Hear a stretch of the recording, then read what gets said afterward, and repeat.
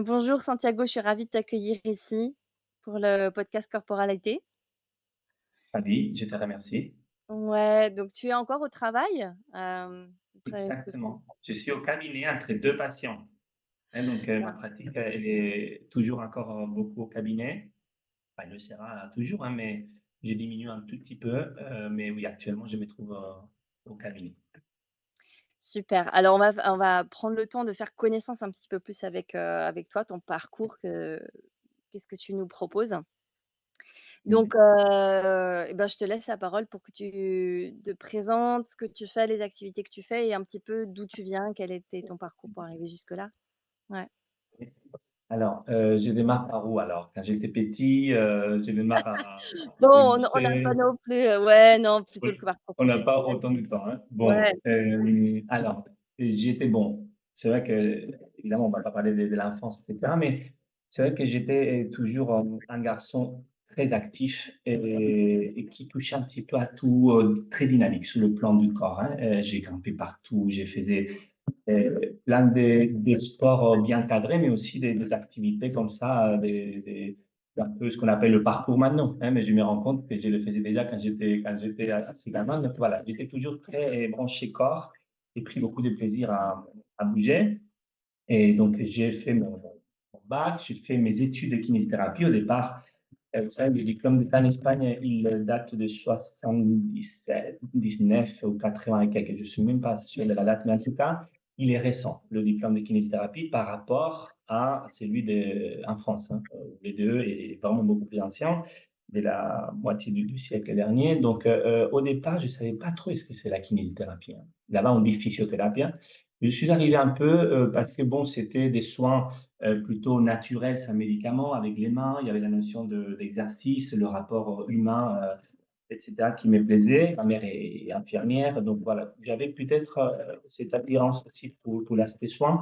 Mais encore une fois, sans trop savoir où j'allais. Et puis progressivement, au fur et à mesure, dans l'université à Grenade, je me suis vraiment davantage intéressé, mais c'est surtout en arrivant en France, hein. Donc 2 ans après, donc un an et demi après, en 2005, je suis arrivé à Montpellier notamment, et là, j'ai fait des rencontres de kinésithérapeutes et des formateurs qui m'ont donné envie d'aller plus loin.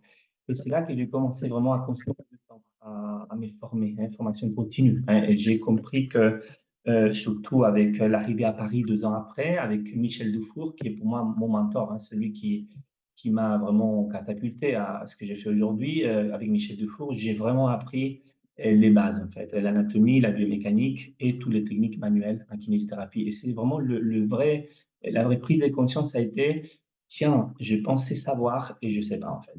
Je pensais maîtriser, le genou et je ne le maîtrise pas, ni son anatomie, ni sa biomécanique, ni sa palpation, ni sa technologie». Donc en fait, c'était vraiment ce retour aux bases où je me suis dit que la kinésithérapie, j'ai pris conscience que c'était la plus grande science, en fait, hein. À mon époque, pour te faire une idée, dans ma classe, plus de 50 c'est des kinés, à ma promo, qui sont déviés en infirmiers, ergothérapeutes, ostéopathie, micro-kiné, mésière, tout ce qu'on veut. Mais il y en a très peu qui sont restés vraiment kinés parce que, pour moi, ils n'ont pas découvert la kinésithérapie. Donc voilà, moi, c'était vraiment la prise de conscience de me dire: «Mais on a une science qui est fabuleuse», hein. Donc moi, j'ai eu la version, Michel Dufour qui, pour moi, ça m'a vraiment ouvert le ciel à cette époque. On parle de 2007 à peu près. Donc j'ai passé longtemps à me former avec lui sur les bases. Et ensuite, 2-3 ans après, j'ai fait la formation médecine des arts, qui est, plutôt musique, hein, qui est un diplôme sur, la médecine de plutôt des autour de musiciens. Donc, parce qu'il faut dire que moi, à la base, je suis plutôt musicien, hein. Je fais beaucoup de musique avec guitare, flamenco, je suis sévillan, donc, chez nous, Ah, c'est faire des concerts, flamenco, et cetera. En mission orale, hein, il n'y a pas d'études vraiment au conservatoire, là, ça commence. Plutôt musicien à la base, donc je fais cette formation médecine des arts plutôt orientée musique et j'ai commencé à travailler avec des musiciens, notamment à la clinique du musicien à Paris pendant dans le 3 ans. 19e, c'est ça? J'ai Tu fait la clinique est dans le exactement, 19e? ouais, à peu près 2008, 2011 environ. J'ai fait avec eux, j'allais pas tous les jours, hein, mais voilà, j'ai quand même collaboré avec eux. Et puis, j'ai commencé à m'intéresser d'une manière un peu plus générale par les artistes, en fait, pas que les musiciens. Moi, à l'époque, j'avais eu moi-même un problème au niveau du coude droit, hein, donc la main qui joue les cordes.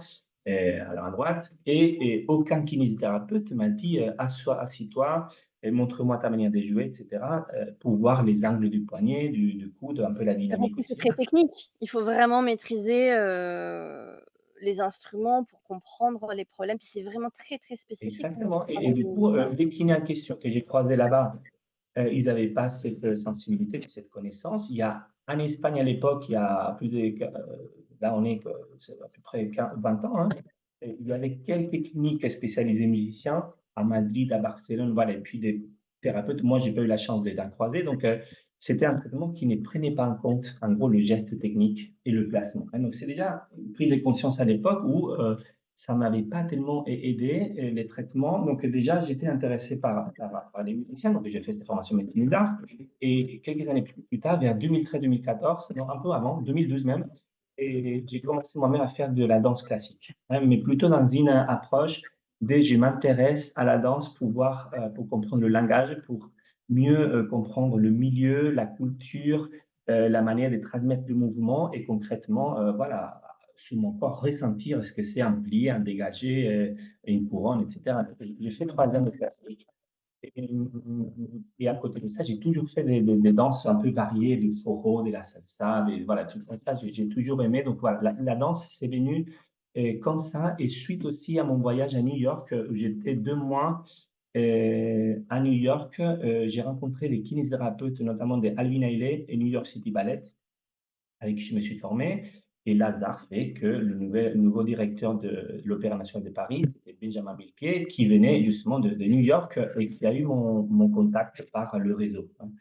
Et c'est grâce à lui que je suis rentré à l'Opéra en 2014. Et après, ça a été un petit peu exponentiel où mon numéro, ben, il s'est petit à petit effilé des danseurs à danseurs. Et j'ai commencé à avoir beaucoup de danseurs en fait, hein. Même plus de danseurs que des musiciens, déjà depuis 2015-2016.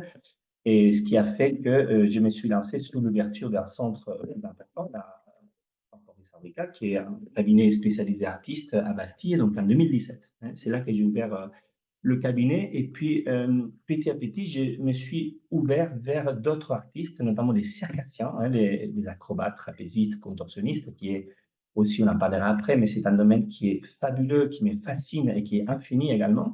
Et puis les chanteurs un petit peu plus tard. Hein. Donc voilà, les chanteurs, voilà, je ne suis pas le plus calé au monde, mais j'y viens petit à petit, je m'intéresse vraiment. C'est passionnant aussi, tout le système de la voix et tous les D'accord. conditionnements aussi psychologiques, biomécaniques, etc., autour de l'émission du son.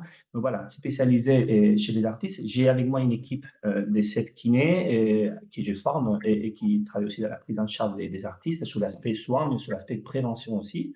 On intervient aussi bien au cabinet avec des ateliers qu'on organise de la formation, mais aussi dans les institutions. Hein. Donc, on a aujourd'hui pas mal d'institutions à Paris, notamment Île-de-France, qui nous sollicitent pour des ateliers autour de la prévention des blessures. Hein. Voilà, on en parlera après des institutions si vous voulez, mais voilà, on a déjà pas mal de partenariats. Et puis, j'ai toujours gardé un petit pied dans l'enseignement en kinésithérapie. J'ai levé un peu le pied, mais j'ai fait toujours une semaine sur deux environ. J'ai une journée à l'école de kinésithérapie EFOM où justement j'ai rencontré Michel Dufour, qui reste encore un enseignant des références. Et voilà un peu mon parcours dans les grandes lignes. Hein. OK. Bah, c'est passionnant et c'est drôle, je connaissais pas autant de détails, que ça finalement et je savais pas que tu étais déjà, D'accord. Nous, on se ouais. connaît, Jeanne, depuis, attends, quand est-ce que je t'ai vu une fois, peut-être au cabinet, en soins, c'est là la première fois qu'on s'était vu et puis ensuite on a échangé par rapport au pilates, par rapport Ouais, à mes locaux et cetera, oui. pour différents projets et cetera. Oui, oui, Mmh. bien sûr et c'est drôle parce qu'on n'a pas vraiment la même profession, mais on va en parler, mais on a des professions qui se croisent et on a des objectifs, des intentions de travail qui se croisent énormément, en fait. Mmh. Par exemple, Complètement. tu parlais, bah, des musiciens, des danseurs, des circassiens. J'ai eu souvent contact avec, ce type de public dans mon fort, voilà, de travail qui est la méthode Pilates, Mmh. et je vois bien à quel point on a besoin d'être hyper technique, hem Notamment, bah, alors j'ai pas eu affaire à tant de musiciens que ça, mais j'ai vécu très longtemps avec un musicien et avec, tout plein de musiciens à la maison et j'ai eu quelques élèves aussi et je me suis bien rendu compte que parce que ça pourrait paraître anodin quelquefois, mais pour un musicien ou pour un danseur, un travail répétitif, un certain mouvement répétitif qui est mal organisé peut créer vraiment une catastrophe, voire même un arrêt de la profession, et quelquefois retransformer quelque chose qui a été mal, posé techniquement dans l'apprentissage, ça peut coûter des années, de Mmh. reconstruction, de techniques, derrière. Enfin, ça a vraiment des Complètement. impacts, énormes en fait, on se Complètement. rend pas Mmh compte. mh. Mmh. Et c'est ça qui est intéressant, c'est que, ces transmissions techniques, elles tiennent souvent à la culture, hein, à la transmission orale, du prof à l'élève et il y a pas une recherche, et une analyse biomécanique et anatomique. Ce qui fait qu'il y a des chapelles où, le pouce gauche du guitariste, certains, beh, il est comme ceci, pour d'autres, il est plutôt en dessous, pour d'autres, c'est sous la tranche, pour d'autres, c'est et ça, c'est des je parle des guitares classiques, hein. Pas des Mmh. guitares, si on change des guitares, là, c'est infini, mais dans une même un même instrument, et en danse, c'est pareil, une même discipline, il y a plein de chapelles, des manières de faire. Et ça tient à l'esthétique, c'est ça qui est difficile, hein. C'est que ça exprime derrière, une recherche esthétique, un goût, un choix artistique et parfois, beh, ça rentre un peu en conflit avec l'aspect, l'avantage physiologie, biomécanique. Ouais, tout à fait et avec des impacts, vraiment, professionnels à long terme en fait, hein, Oui, parce que finalement, un musicien, un danseur qui se blesse, il y a la blessure aiguë qui fait que tu loupes, un spectacle, une audition et cetera. Donc là, c'est un frein pour ta carrière, mais il y a la blessure chronique et la blessure chronique, ça te mine petit à petit, psychologiquement, surtout et puis ce qui fait que finalement, tu arrives à jouer, à la place de jouer 6 heures par jour, tu arrives à jouer 2 heures et demie, hein, ou t'entraîner, 2 heures de danse par jour quand tu aurais besoin de faire un peu plus pour progresser. Donc finalement, ça mine ta progression et ça devient chronique et du coup, ta progression elle est moins bonne. Donc la blessure, c'est vraiment un frein énorme et malheureusement, on n'a pas encore, une conscience dans le milieu de la danse et de la musique. Tant qu'il y a pas la blessure, on n'y pense pas, on a peur à penser et cetera et en fait, ça devrait être moins tabou que ça et finalement agir en amont pour éviter ça et non seulement pour éviter, mais pour aller dans le sens de la performance. C'est-à-dire que les bases qui servent à prévenir servent aussi à mieux faire, la technique, en fait et ça devrait être progressivement, je l'espère, intégré dans les parcours, d'enseignement dès le départ, hein. oui. Je pense que ça cet enseignement, il a quand même pas mal évolué, moi, je me suis formée, dans les années, 90, on va dire, à la danse. Je suis passée par le CNSM. OK. Bon, j'ai eu la chance de côtoyer Odile Rouquet, tu vois? Qui a été, moi, Mmh. ma professeure Oui, d'anatomie, bien sûr. qui a posé des bases, incroyables pour moi, déjà dans cette prise de conscience du corps.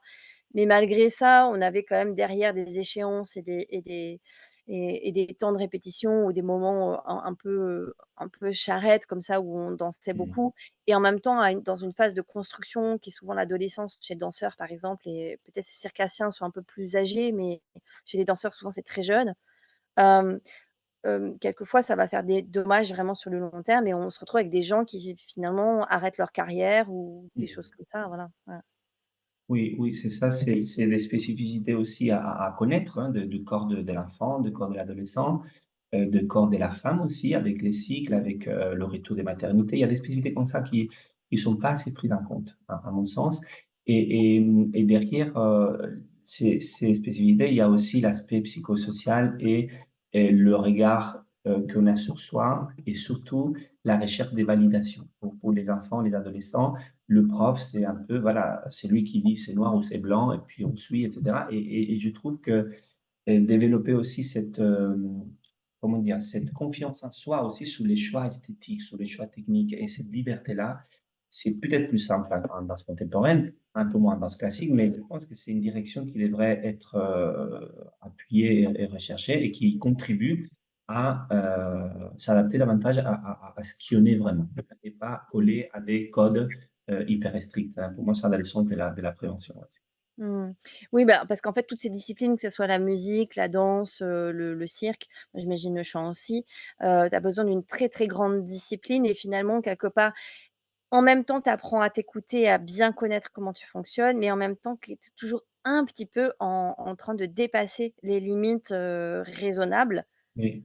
Enfin, c'est vraiment un Mmh. une barrière très, très fragile entre ce qui est Oui. soutenable et ce qui est pas soutenable pour le corps, quoi. Complètement, complètement. Mais il y a l'aspect comparaison qui fait très mal. C'est-à-dire que tu fais du jogging, tu fais de la course à pied, un mec te dépasse sur ta gauche, mais tu sais pas ce qu'il est en train d'entraîner. Il est en train d'entraîner peut-être les 100 mètres, peut-être, l'endurance, peut-être il est juste avant le marathon, donc il est déjà à haut niveau. Toi, tu démarres l'entraînement du marathon, donc je mets l'exemple de donc la course est pas la même, en fait. Vous avez pas les mêmes objectifs. Donc c'est comparé avec quelqu'un qui, tu le vois passer à côté de toi, il va plus vite, mais attends, tu sais pas d'où il vient et tu sais pas d'où il va, enfin, où est-ce qu'il arrive. Donc en fait, si tu as pas la même ligne d'arrivée, ligne de départ et la même ligne d'arrivée, tu peux pas te comparer. Et en fait, les êtres humains, on est des parcours tous individuels et différents. Donc on ne peut pas se comparer les uns aux autres et dans les écoles notamment, puisqu'il y a les notes, puisqu'on est tous la même âge, la même discipline, voilà, il y a le côté comparaison qui est un petit peu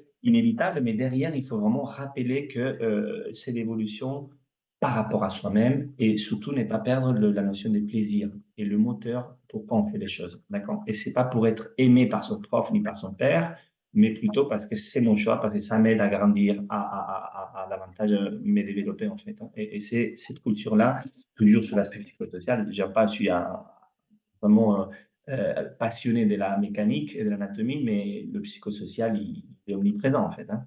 Tout à fait. Alors, toi, tu vois souvent, bah, tu vois peut-être les gens un peu en prévention, tu nous parleras du travail de prévention, je crois que tu fais dans certaines institutions, qui est très chouette. Mais tu vois aussi souvent les gens une fois qu'ils se sont blessés. Alors justement, la part psychologique, bon, c'est pas ton champ de compétences, a priori, mais comment ça se passe, comment qu'est-ce que tu observes dans ces périodes-là? Oui, mais je te dirais que, c'est pas propre aux artistes. Je dis souvent qu'un artiste, c'est un être humain en puissance, hein. Pour moi, c'est l'expression maximale de l'être humain, un artiste, hein. Donc, c'est pas qu'artiste, c'est humain. C'est justement le côté, c'est mettre des bâtons dans les roues, soi-même, en fait. C'est le fait de se mettre des barrières, de se dire des choses négatives, c'est vraiment ça. Moi, pour moi, ça, ce manque de confiance qui est en quelque sorte encouragé par cette société du perfectionnisme, de la compétitivité. Pour moi, c'est à la base de énormément des blocages psychologiques qui interfèrent avec l'aspect purement physique, hein. Moi, j'ai vu des blessures c'est chronisiées, enfin chronifiées, on dit, parce que le musicien, le danseur, a peur de ne pas être à la hauteur. Il ne croit pas en lui, au fait qu'il peut être professionnel. Et du coup, une blessure qui, a priori, c'est une blessure mineure, devient chronique et devient, pour lui, ça prend une place extraordinaire avec un impact énormissime. Et pourtant, à la base, c'était quelque chose de mineur. Et encore une fois, parce que c'est inconscient, mais quand on a très peur de ne pas réussir, mais on s'accroche parfois à une blessure pour justifier qu'en fait, on ne peut pas lancer. On ne peut pas, d'accord. Et voilà, moi, j'ai eu, par rapport à la guitare, j'ai eu un rapport qui était hyper, comme ça, dans l'exigence, dans le pas des pris de plaisir. J'ai rentré en transe, quoi. Quand j'ai joué, c'était le plus important de ma vie. Si j'aimais le P, j'étais tout de suite, dans les démons, quoi. Donc, je connais de quoi je parle, hein. Donc, moi, je dirais qu'il y a cet aspect-là qui revient souvent, le manque de confiance en soi et la peur, la peur. Et du coup, tu travailles un peu en collaboration avec des personnes qui travaillent sur le mental? Et Sur les moi, ce que j'aimerais, j'ai quelques contacts à qui j'envoie parfois des demandes. J'aimerais avoir au cabinet une permanence d'un psychologue une fois par semaine. C'est des choses que j'ai en tête, mais encore une fois, j'ai tellement de choses sous le feu que je ne me suis mmh. pas vraiment plongé sur ça. Pour l'instant, je travaille plutôt en réseau avec quelques professionnels, mais pas assez. J'aimerais vraiment approfondir et l'équipe, j'aimerais qu'on se forme un peu plus rien que dans la gestion de la, de la douleur, où aujourd'hui en France, il y a tout un courant cognitif et émotionnel lié à cette gestion de la douleur, hein, rien que pour ça. Donc vraiment, les kinés, on devrait se former plus et ensuite être évidemment plus en rapport avec des professionnels des- de la santé mentale. Oui, oui. Ouais, parce qu'effectivement, comme tu disais, ça joue un rôle, super important. Ouais. OK. Majeur complètement et après, tout simplement sur le fait d'adhérer au traitement, sur le fait de Mmh. au-delà de traitement, sous l'aspect un peu plus optimisation, préparation physique, c'est voilà, c'est comment tu as mangé aujourd'hui, comment est-ce que tu as fait ton activité physique, ton sommeil, à quelle heure tu t'es couché, c'est comment tu amènes ta barque, en fait, hein. Et ça, c'est l'aspect mental. Ça, c'est comment, en gros, l'amour comme ça à soi-même, le soin que qu'on se porte à soi-même, hein, donc c'est aussi du mental, l'aspect performance, hein, et nous, on s'intéresse, autant à l'aspect soin qu'à l'aspect performance. Mmh. Mmh. Alors justement par rapport à pour en revenir un peu à la prévention, je sais que par exemple tu fais de la prévention, au niveau de auprès de France Télévisions, c'est ça? Pour les Alors caméramans, ou oui, j'imagine donc d'autres? on a le public artiste, donc ça, c'est plutôt des conservatoires, l'orchestre de l'opéra, Radio France, voilà, on intervient pour des ensembles artistiques, hein. Et ensuite, il y a l'aspect, enfin, il y a aussi les étudiants, hein, tout ce qui est en effet conservatoire, et cetera, donc les pro-étudiants. Et ensuite, il y a le pôle aussi, on a un pôle, à Campos-Salga qui est plutôt audiovisuel. C'est-à-dire qu'on travaille depuis une dizaine d'années avec des caméramans, ce qu'on appelle JRI, ou opérateurs prise de vue ou journalistes à reporter d'images, donc tout ce qui est caméra. Et les OPS, opérateurs prise de vue, prise de son, pardon, ceux qui font la perche, d'accord? Voilà, donc ce sont des et les machinaux, voilà. Mais surtout les OPS et OPV, donc caméra et son, c'est des gens qui ont une haute technicité aussi, physique, c'est-à-dire que tenir une caméra, actionner des boutons, des stabilités, faire un travelling, la ouais, c'est le parcours de mouvement et ils ont un très haut niveau technique et puis il y a une notion de live, c'est-à-dire qu'un caméraman et s'il se loupe, la caméra, elle va trembler. Donc, en temps réel, tu as un impact sur le résultat. Et ça, c'est ce qui me fascine parce que moi, c'est des artistes. Sauf que quand j'ai compris que les caméramans, ce sont aussi des professionnels à haute performance et pour qui il y a une notion de live. Parce que parfois, ils sont sous l'actu, parfois, ils sont sur des plateaux en live, en fait, hein. Et le percheman, c'est pareil. L'opérateur de son, s'il a, tu vois, la perche dans le champ, c'est qu'il s'est loupé. Tu vois, donc, c'est passionnant. Et puis, il y a d'autres métiers qui nous intéressent, mais c'est vrai que on reste vraiment sur l'aspect audiovisuel pour avoir un petit aparté, mais sinon, on est vraiment artiste, hein. OK, super. Non mais je savais qu'il y avait ce petit truc-là.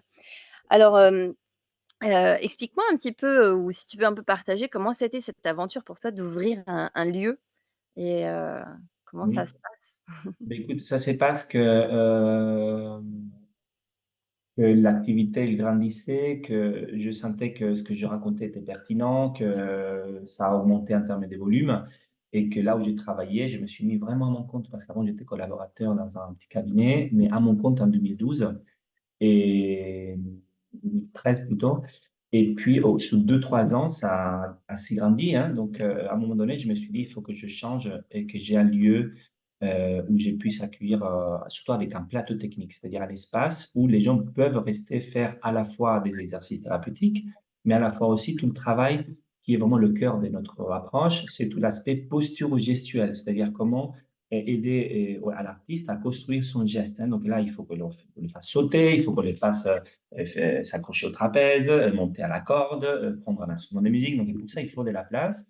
Et quand j'ai découvert, ici, les locaux à Bastille, j'avais un dossier qui n'était pas terrible, hein, par rapport à j'étais en concurrence avec des cabinets c'était des avocats d'ailleurs, avec des dossiers plus costauds que le mien, hein, par rapport à mon local. Mais, j'ai vraiment, interpellé l'agence immobilière en leur disant: Ce local-là, au plafond, rez-de-chaussée, d'accord? Au plafond, c'est important pour les aériens. Le rez-de-chaussée, c'est pour travailler les sauts et les acrobates et cetera. Il y a des tu peux pas faire ça dans un troisième étage.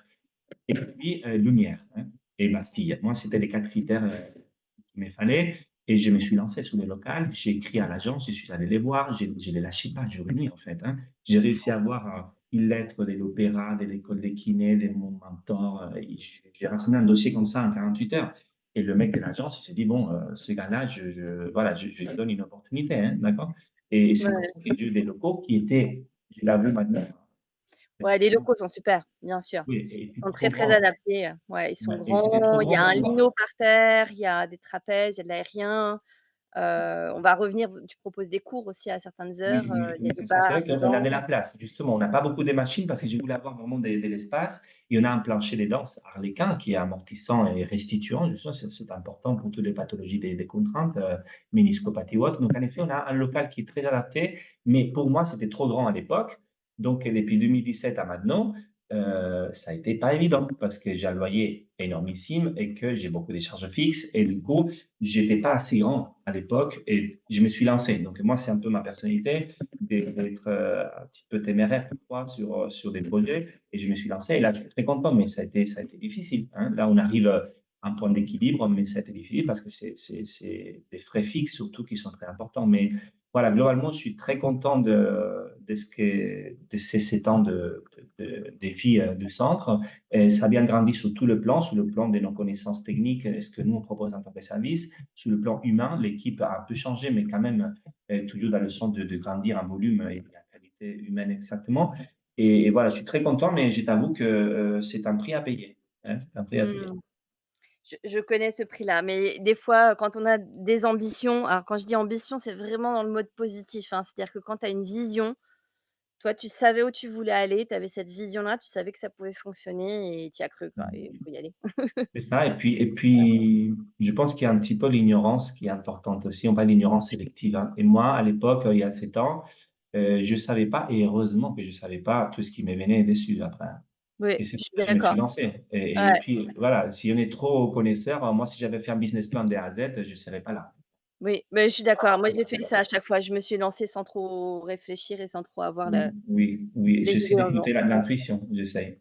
ouais, ouais, mais ça fonctionne bien. Alors du coup, il y a un autre pan, voilà, que je voulais, aborder avec toi, c'est le fait que tu proposes, bah, justement des cours réguliers dans cet espace. Donc il y a des cours de pilates, de gyrokinésis, de danse classique aussi, je Et danse crois. classique, exactement. Il y a les 3. Avant, on avait yoga aussi, mais actuellement, il y a que ces 3 disciplines, exactement. Voilà et bah, peut-être on va commencer par ça et puis après je te poserai un peu plus de questions sur les formations aussi. Donc sur, quelle était l'idée en fait de proposer aussi des cours réguliers, dans l'espace? Parce Oui, que moi, je suis oui, très alors, intéressée, de faire la jonction, la transversalité justement entre la pratique, oui. la prévention, la kiné, Exactement, exactement. C'est-à-dire que le paradigme actuel, auquel on essaie d'étendre en tant que système de santé, c'est d'aller plus vers la prévention et mmh, moins vers le soin, en fait, hein, parce que déjà, c'est moins cher et puis le coût humain est quand même moins, hein, de prévenir que de guérir. Donc, dans ce sens-là, je trouve que les pratiques corporelles de type pilates, yoga, etc., ont vraiment un rôle aussi important que la kinésithérapie, aussi important pour moi, d'accord, ou que la médecine. Et ça veut dire que des gens qui vont bien, ils peuvent, aller pour continuer à aller bien ou aller mieux, d'accord? Il y a le côté mieux-être, hein, donc la santé, où est-ce qu'elle commence, où est-ce qu'elle finit, on ne sait pas. Mais il y a un continuum qui fait que zéro, ça veut dire, tu sais, tu es capable de, avoir un travail, gagner de l'argent, avoir une famille, aimer, être autonome. Voilà, ça c'est la santé, le concept de santé. Voilà, sauf qu'il y a l'aspect après, je me sens de mieux en mieux. Je peux faire encore plus des choses, je suis encore plus heureux. Et c'est sur cette continuum-là où, en Occident, on va, heureusement, davantage vers ce côté-là, bien-être, mieux-être, que ces pratiques-là prennent de l'importance. Et ce n'est pas par hasard que c'est en 2024 et pas dans les années 80, où on était encore en train de découvrir ce que c'est la lombalgie, est-ce que c'est.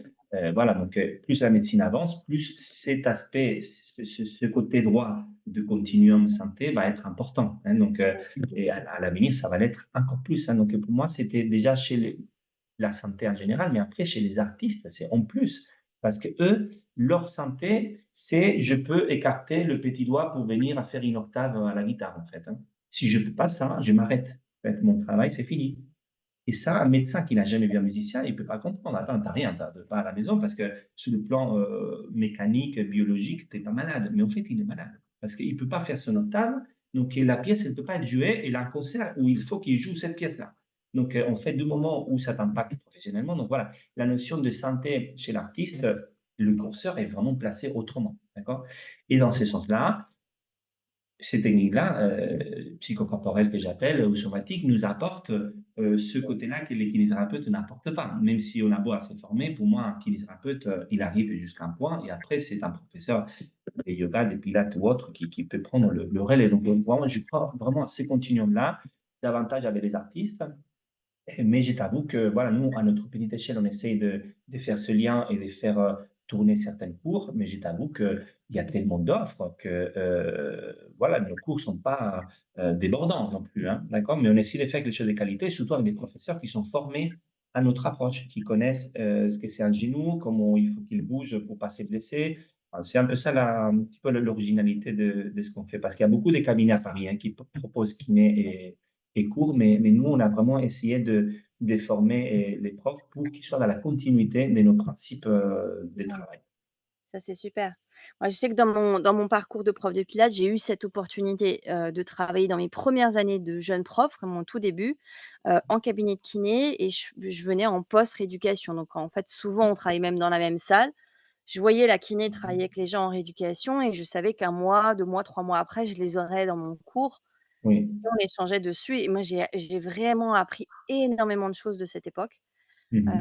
Je pense que c'est ce qui m'a permis après de me développer Oui, dans ces parce que compétences que j'ai d'enseigner au kiné, c'est ça, de parce que parler maintenant de tu collabores pour Saint-Michel, l'école de Saint-Michel, c'est ça? oui, tout à fait, ouais, j'enseigne au D'accord. 4e année à Saint-Michel, tous les ans et puis, bah, je vais régulièrement au centre de rééducation. Là, j'étais au centre de rééducation d'Achères cette année, en fin d'année, où je Mmh. forme en fait les équipes, alors c'est des fois c'est psychomotes, Mmh. hem les gens de STAPS aussi et puis des kinés, enfin Oui, c'est à des part. vraiment Mmh. l'équipe, voilà les APA, c'est vraiment les équipes, élargies et je les forme, je les sensibilise en fait à la pratique du pilates pour leur donner de nouveaux outils, dans leur, voilà donc je Mmh. fais ça assez régulièrement depuis 10-12 ans maintenant. Mmh. C'est Heu, clair qu'il y a des ponts extraordinaires à faire, en fait, hein. C'est-à-dire que et puis la plupart des profs des pilates, yoga et cetera, c'est des ex-danseurs ou des des gens qui travaillent leur corps ou des comédiens et du coup, vous avez une connaissance intuitive et un vécu, que nous, on n'a pas. Et moi, je connais plein de kinés. Moi, je suis enseignant depuis 12 ans à l'école des kinés. Il y a plein de kinés qui finissent des études, ils ont 0 à faire du sport, d'accord, du sport, oui. Donc du sport, si tu fais du foot, tu sais taper au ballon, mais tu n'as pas un contrôle proprioceptif de ton corps et cetera. Il y a beaucoup de kinés, qui n'ont pas ça, en fait, ce vécu-là et du coup, ils ont la connaissance théorique, mais donc il y a vraiment des ponts à faire dans les 2 sens. Il y a vraiment à apprendre, mutuellement, hein, j'y crois vraiment. Mmh. ouais, donc moi c'est ça que j'ai trouvé, super intéressant dans ton espace, c'est que c'est un espace où vraiment peut s'exprimer ce tissage-là entre les pratiques et donc tu fais des formations, donc j'ai vu qu'il y a certains week-ends qui sont plutôt thématiques, sur des Mmh. sujets autour du cirque, des musiciens, différents types de danse et cetera et puis vous Mmh. avez mis en place, je pense il y a peut-être 2 ou 3 ans, c'est ça? Une formation longue maintenant? Mmh. Oui, c'est ça. Ouais. Alors, au niveau formation de ce que nous, on organise, hein, parce que, encore une fois, on intervient dans des institutions, hein, où là, c'est à la carte, mais nous, on fait 2 choses. On fait des workshops, donc on en a 4, 5, 6 par an, hein, et ça se passe sur, généralement 2, 3 heures et c'est toujours sous le double versant prévention-performance. Prévention-performance et là, c'est appliqué soit aux circassiens aériens, soit aux danseurs classiques, en yoga et cetera. Donc on prend un sujet et puis on décline, l'aspect prévention, l'aspect optimisation, hein. Et à chaque fois, vraiment, on part de l'anatomie, biomécanique, les pathologies les plus courantes à éviter, comment faire, qu'est-ce qu'on peut faire, qu'est-ce qu'on ne peut pas faire. Voilà, donc c'est à peu près toujours cette séquence-là. Donc ça, c'est pas tous 2, 3 heures au cabinet, plusieurs fois par an. Et ensuite, on a, en effet, une formation longue qui est à sa 4e édition, donc ça démarre en septembre. On est en train de constituer la promotion. Il y a déjà pas mal d'inscriptions. Voilà, il reste encore de la place. Donc, on est un peu en pleine campagne de promotion pour cette 4e édition. Et là, c'est en effet une formation sur 6 week-ends, hein, où on aborde tout, en fait, en détail, en fait, hein, mais très appliqué et très abordable pour des professeurs qui n'ont jamais fait de l'anatomie, par exemple, hein. Donc, il y a l'aspect anatomie, l'aspect biomécanique, l'aspect, justement, principe d'optimisation, qu'est-ce qu'il faut respecter au niveau du genou pour ne pas se blesser au niveau de la cheville, et cetera. Et ensuite, le versant pathologie, quelles sont les pathologies les plus importantes pour chaque région et à chaque fois, qu'est-ce qu'on peut faire, qu'est-ce qu'on ne peut pas faire, hein. Qu'est-ce qu'il faut faire quand quelqu'un a une instabilité de l'épaule ou qui a été opéré des ligaments croisés ou qu'il a une discopathie? Qu'est-ce qu'il faut favoriser et au contraire, quelles sont les choses à ne pas faire ou à faire avec très beaucoup de prudence, hein. Voilà, et cette formation, on a aussi 2 jours de stage où les professeurs sont avec nous, avec les kinés, en observation et puis éventuellement, ou si le patient voilà, qui signe un consentement, pour éventuellement faire un petit peu de pratique corporelle. C'est-à-dire que quelqu'un qui a une lombalgie va faire la séance kiné, il va finir par un quart d'heure avec le prof des pilates sur un peu de travail pilates autour de son cas, hein. Donc, ça, Mmh. c'est toujours qui sont à la fin de la formation, qui représentent une vraie synthèse une vraie mise en application. Donc, c'est très, très bien ressenti comme stage. Et on a aussi une demi-journée de dissection à la faculté. C'est-à-dire que je montre aux étudiants, avec Michel Duflo, on est tous les deux, qu'est-ce que c'est un fascia? On en parle beaucoup des fascias, voilà. Qu'est-ce que c'est la peau dynamique, la peau statique, c'est quoi un muscle, un tendon, les différents types de structures. Et du coup, ça donne un vécu. Et après, quand tu es face à un élève, voilà, tu n'as pas la même visualisation parce qu'il y a beaucoup de fantasmes en fait, hein. Et quand tu as jamais vu un cadavre ouvert en dissection, tu t'imagines les choses, et puis dans les bouquins, c'est des caricatures. Le ligament, il n'est pas de cette couleur-là, etc. Donc, surtout, c'est un vécu qui est à la fois visuel mais palpatoire. Nous, on fait palper sous le cadavre hein, des structures. Et c'est vrai qu'on a cette convention avec l'école de chirurgie et ça nous apporte énormément. Et d'amener ça aux non-professionnels de santé, c'est une chance, il n'y a pas beaucoup de formations qui les font. Donc voilà, c'est cette formation-là que nous on propose, mais ce que nous on propose, c'est surtout ce qu'il y a après la formation. C'est-à-dire qu'il y a tout un système où on accompagne les professeurs certifiés à continuer à évoluer. Hein, soit parce qu'ils veulent proposer des workshops corporate avec alentour, soit parce qu'ils veulent approfondir sur des sujets. Il y a tout un accompagnement post-diplôme qu'on a mis en place et qui, pour moi, c'est une des plus-values de ce qu'on fait, c'est cet accompagnement après. Mmh. Mais je trouve ça très intéressant le format que tu proposes, parce qu'en fait, j'écoute le déroulé et je me dis: c'est un peu ce que j'ai réussi à faire, mais sur beaucoup d'années, par l'expérience, en fait. Mais quelquefois et pas forcément quelque chose qui est très accessible. Si j'avais pas eu, moi, par exemple, cette chance de tomber, chez une collègue, amie qui est kiné et qui me donne cette possibilité de travailler comme ça, vraiment en collaboration avec elle et cetera. Heu, donc c'est vrai que ça te met le pied à l'étrier. Moi, ce que je vois, moi, je fais de la formation, de base, hein, chez les profs, de pilates, un peu de formation continue, sur des sujets, comme la performance, les pathologies aussi et tout, des choses comme ça. Heu, mais je vois que souvent quand on sort d'une formation, basique de pilates ou même de gyro ou de yoga, on n'a finalement pas encore beaucoup d'heures au compteur et on se sent, très démuni ou un peu, dans l'appréhension s'il nous arrive des clients, des personnes avec des problèmes assez spécifiques, assez grands, des pathologies lourdes, des choses comme ça. On se sent pas très à l'aise de prendre en charge ces personnes-là. Or, a priori, on est tout à fait en capacité, puisque notre, champ de compétences, c'est de les faire bouger correctement, et je pense que cette formation, elle permet de gagner en outils aussi là-dessus. Ouais. Complètement, complètement.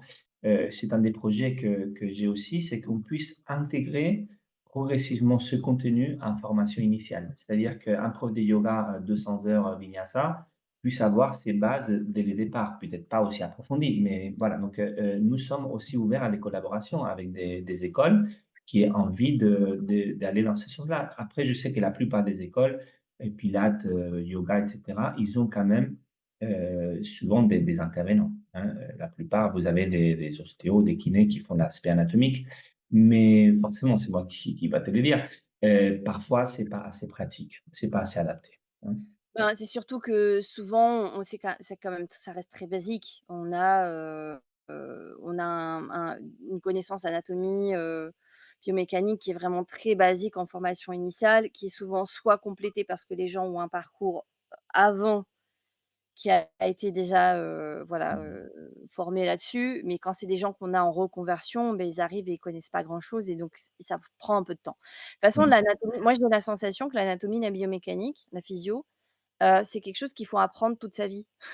Moi, Mmh. j'ai l'impression que c'est quelque chose que constamment j'apprends, j'apprends plus Oui, de oui, mais détails, c'est vrai qu'on dit qu'il faut l'apprendre 7 fois pour l'apprendre, mais la réalité, c'est que si tu l'apprends 7 fois de manière bête, la huitième fois, tu vas pas la garder. Donc, il vaudrait mieux l'apprendre une fois de manière intelligente et ensuite la révisiter en fonction des besoins, tu vois, de manière un petit peu opportuniste. C'est-à-dire que tu peux pas, moi, les nerfs crâniens, je ne me rappelle pas, mais parce que je ne l'utilise pas, en fait. Donc, il s'agit de, si je te demande, Yael, où est la boulangerie la plus proche, toi, tu es à la nature, dans la nature, là, c'est pas évident. Mais de chez toi, les Paris et la boulangerie, tu n'as même pas réfléchi. Hein. Tu sais que c'est, tu sors, tu prends la première à gauche, la première à droite, et tu arrives parce que tu l'utilisais, tu l'as fait plein de fois. Là, c'est pareil.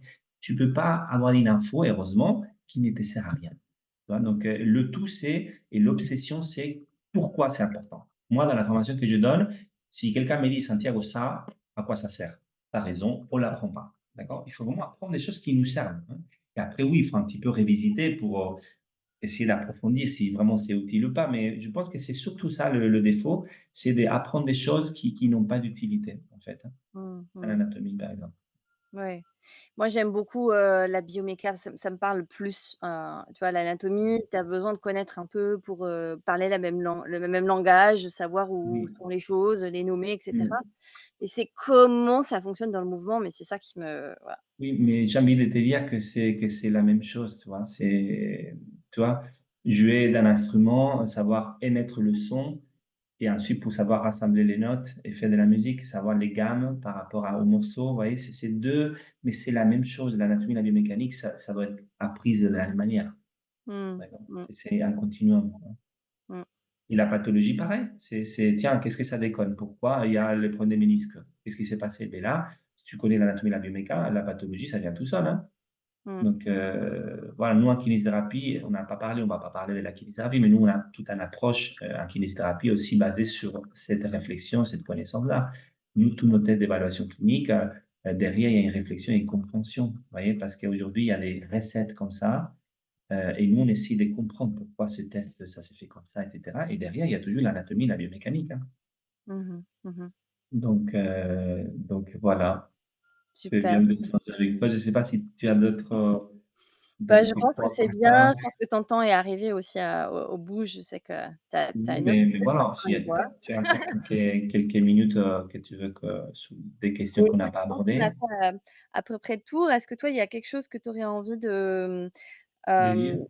de voir, dans ton peut-être sur le futur? Qu'est-ce quelque chose que tu souhaiterais voir mettre, en place, soit chez toi, soit plus largement vraiment dans le monde de la rééducation, Oui, Mmh. beh, je dirais, plus de prise de conscience de l'individualité, de la recherche personnelle, plus de respect de l'humain, des choix de chacun. Ça, pour moi, c'est une base très importante, la confiance, de comprendre l'essentiel dans la vie, hein. D'accord? Qui est ce partage, qui c'est cet amour à soi, cet amour aux autres. Pour moi, c'est vraiment ça et moi, je suis kiné, mais je pourrais être jardinier et j'essaierai d'ouvrir dans le même sens, quoi, hein, parce que finalement, moi, ce qui m'intéresse, c'est mon métier, mais c'est un prétexte pour essayer de contribuer à faire évoluer les choses dans le bon sens, hein. Donc, chez les artistes, je vois beaucoup ce besoin de d'amour de soi et de confiance en soi, beaucoup. Et voilà, et puis espérons que sur le plan pratique, beh, il y a tous ces interventions, dès la plus jeune âge pour prévenir les blessures et pour avoir des artistes en bonne santé et surtout qui nous aident comment dire? À l'expansion de notre vision, de notre cerveau, de notre âme, hein, parce que l'art, c'est le moteur pour moi de l'être humain, hein, l'art et la culture. Donc, voilà, finalement, il faut faire depuis ça et voilà, nous, on essaie d'apporter notre petit grain on est un petit notre petit apport, hein, comme tu l'as fait, Yael, dans les Ouais. Pilates ou plein d'autres gens, hein, donc voilà, on est un peu dans ce même, bateau, je dirais. Et moi, j'ai une question du coup qui est peut-être plus personnelle. Avec tous ces artistes que tu côtoies, j'imagine que tu peux profiter de plein de spectacles. Tu sors souvent? C'est quoi ta Bah, vie écoute, je finalement? suis très pris, hein, donc j'ai pas de date, je sors pas beaucoup, mais c'est vrai que c'est surtout franchement, c'est surtout la qualité humaine que moi, je suis entouré d'inspiration tout le temps. Ici, dans les institutions, je croise tout le temps des gens extraordinaires et je suis au contact. À un moment donné, si j'étais perdu dans un village, je sais pas où et je devrais faire de la kiné normale, je serais, parce que je suis plus habitué en fait, hein. Moi, je suis au contact, je fais 95 d'artistes dans ma patientèle et puis oui, parfois ils m'invitent à des moi j'aime beaucoup le hip-hop, le voguing, enfin plein de choses et c'est vrai que j'essaie de voir, mais j'ai travaillé tellement que j'arrive pas à profiter, c'est un peu frustrant. Mais en tout cas, je vis déjà de leur présence quotidienne et je suis très inspiré et j'apprends énormément de jour à jour de contact avec eux. OK. Ouais, c'est cool. Bon, il va D'accord? falloir améliorer cet équilibre de vie, hein. Ouais, un petit peu. Mais Yael, avec plaisir, on prendra un autre moment, si ça t'intéresse, parce qu'il y a plein d'aspects qu'on n'a pas discuté. Et puis, c'est juste un premier jet, mais avec grand plaisir pour la suite, hein. Ouais, sur des sujets plus spécifiques, si tu as des idées, Ouais, n'hésite pas. Ouais, bien sûr, exactement. avec grand plaisir. Ou à bâton rompu, comme ça, sans rien préparer. OK. J'adore. Ouais, non, on n'avait rien préparé. Yann, tu m'avais Ouais, ouais, mais c'est donné bien quelques la questions, mais spontanéité qui fonctionne le mieux. ouais, exactement, exactement. Bon, mais je te remercie de ce Merci temps, beaucoup puis, Santiago. puis au plaisir, hein, pour la suite.